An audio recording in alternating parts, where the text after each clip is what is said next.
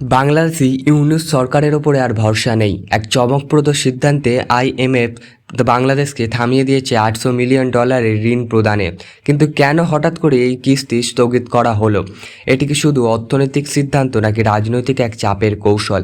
আজ আমরা এই ভিডিওতে জানবো, পুরো ঘটনা বিশ্লেষণ করব, সরকারের ভবিষ্যৎ আর দেখব আন্তর্জাতিক অর্থনৈতিক প্রভাব কি ফেলতে চলেছে বাংলাদেশকে। যে বাংলাদেশ ভারতের বিরুদ্ধে সবসময় কূটনীতি করে এসেছে এবং নানান রকমভাবে চাপে ফেলার সৃষ্টি করেছে, সেই বাংলাদেশ আজকের বিপদে পড়ে গেছে। 2022 সালের বৈশ্বিক অর্থনৈতিক চাপে বাংলাদেশের অর্থনীতি ছিল চরম ঝুঁকিতে। সেই সময় বাংলাদেশ সরকার আইএমএফের কাছে অর্থনৈতিক সহায়তা চেয়েছিল। 2023 সালে জানুয়ারিতে সংস্থাটি অনুমোদন করে মোট $5.5 বিলিয়ন ঋণের প্যাকেজ, যার মাধ্যমে বাংলাদেশের ইতিমধ্যে ঋণ পেয়ায় প্রায় $3.6 বিলিয়ন। কিন্তু ষষ্ঠ কিস্তি, যা ছিল $800 বিলিয়ন, প্রায় 6,700 কোটি টাকা, হঠাৎ স্থগিত করা হলো। এবারে আইএমএফ কেন সিদ্ধান্ত নিল, কেন এই রকম করলো? আইএমএফ স্পষ্ট জানিয়েছে, তারা জানাতে চায় নতুন নির্বাচন সরকার ক্ষমতায় এলে বিদ্যমান অর্থনৈতিক সংস্কার কর্মসূচি অব্যাহত রাখবে কিনা। তবে এখানে অর্থ ছাড় দেওয়া হবে না। বিশ্লেষকরা বলছে এটি আইএমএফের এক রাজনৈতিক কৌশল, নতুন সরকারের ওপর চাপ সৃষ্টি করা, যাতে তারা নির্ধারিত অর্থনৈতিক সংস্কার বজায় রাখে। আর্থিক বিশেষজ্ঞ ডক্টর সাহেল উদ্দিন আহমেদ বলেছে, দেশ এখন আর আগের মতন চরম সংকটে নেই। তবে আইএমএফ যদি অতিরিক্ত কঠিন শর্ত চাপায়, বাংলাদেশ তা মানবে না। এখনই দেখা যাচ্ছে আইএমএফ শুধু ঋণ দেওয়ার সংস্থা নয়, এটি একটি আন্তর্জাতিক সিগন্যাল সরবরাহ করে। 2001 সালেও নির্বাচনের আগে আইএমএফ বাংলাদেশকে একটি কৌশল ব্যবহার করেছিল। 2022 সালে তেলের দাম বাড়াতে বাধ্য হয় সরকার। এবারে একই ঘটনা, আইএমএফ স্থগিত রেখেছে কিস্তি যেন নতুন সরকার শর্ত মানতে বাধ্য হয়।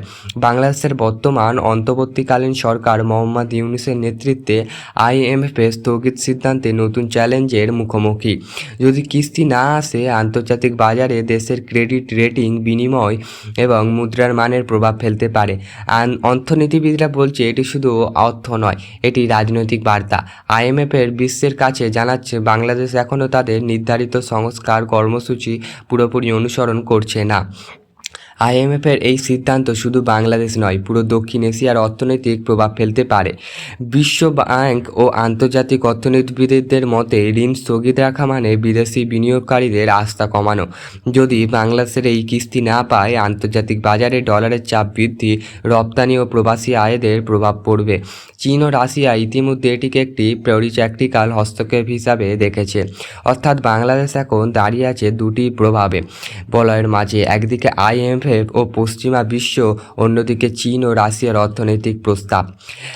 আইএমএফ প্রতিনিধি দল আগামী 29 অক্টোবর ঢাকায় আসবে। 2 সপ্তাহ সফরে তারা সরকারের বিভিন্ন সংস্থার সঙ্গে বৈঠক করবে এবং শর্তপূর্ণ অগ্রগতি মূল্যায়ন করবে। এরপর রিপোর্টে আইএমএফের সদর দপ্তর যাবে, যেখানে সিদ্ধান্ত হবে ষষ্ঠম কিস্তি আদেও যুক্ত পাবে কিনা। বাংলাদেশের ব্যাংকে তথ্য অনুযায়ী বৈদেশিক মুদ্রার ভাণ্ডার $3.14 বিলিয়ন। প্রবাসী আয় ও রপ্তানির কিছুটা উন্নতি দেখা গেছে এবং আমদানি ব্যয় নিয়ন্ত্রণে রেখেছে। অর্থাৎ এখনও পরিস্থিতি সামাল দেওয়া সম্ভব হবে যদি আন্তর্জাতিক চাপ বাড়ে। দেশের রাজনৈতিক মহলে এই সিদ্ধান্ত দেখা গেছে অনেকের আতঙ্কের চোখে। কিছু অর্থনীতিবিদরা মনে করেছে, ইউনূস সরকার যদি একটি বড় চ্যালেঞ্জ। অন্যদিকে সাধারণ মানুষ ও মিডিয়া নানান প্রতিক্রিয়ায়, দেশ কি আইএমএফ সূত্র মানবে না? কিস্তি বন্ধ থাকলে ডলারের দাম বাড়বে কি? এই সব প্রশ্নের উত্তর খুঁজবে পুরো দেশ। ইতিহাস দেখায়, নির্বাচনের আগে আইএমএফ এমন সিদ্ধান্ত দিয়ে ভুয়ো চাপ তৈরি করা থাকে, যাতে নতুন সরকার দ্রুত নীতি মেনে চলে। বিশেষজ্ঞরা বলছে, আইএমএফের কৌশল একটি সতর্কবার্তা। নতুন সরকার যদি সত্য মানে, তবে ঋণ ষষ্ঠ কিস্তি হিসাবেই যুক্তি পাবে, অন্যথায় আন্তর্জাতিক চাপ বাড়বে। ডক্টর আহসান এইস ইউনূস বলছেন, দেশের বৈদেশিক মুদ্রার ভাণ্ডার স্থিতিশীল আছে, ডলারের দাম নিয়ন্ত্রণে, তাই ঋণ না পেলেও পরিস্থিতি সামাল দেওয়া সম্ভব। তবে অর্থনীতিবিদের একাংশের মতে, আইএমএফ আসলে নির্বাচনের আগে তাদের শর্ত মানালে তাদের চাপ তৈরি করছে। এটি শুধু অর্থ নয় না, রাজনৈতিক বার্তা। আইএমএফের এক সিদ্ধান্তে আমাদের বাংলাদেশের রাজনীতি, অর্থনীতি, এই আন্তর্জাতিক সম্পর্ক সব একসাথে নাড়া খেয়েছে। একটাই প্রশ্ন, ইউনিস কি পারবে আইএমএফের আস্থা ফিরিয়ে আনতে, নাকি এই স্থগিত ঋণই হবে সরকারের প্রথম বড় ধাক্কা? তুমি কি মনে করো আইএমএফ কি সত্যিই অর্থনৈতিক রক্ষক নাকি রাজনৈতিক চাপের হাতিয়ার? কমেন্টে লিখে জানাও তোমার ব্যক্তিগত মতামত। আশা করব ভিডিওটি কিছুটা হলেও তোমরা জেনেছো। ভালো লাগলে like, comment and share, subscribe please.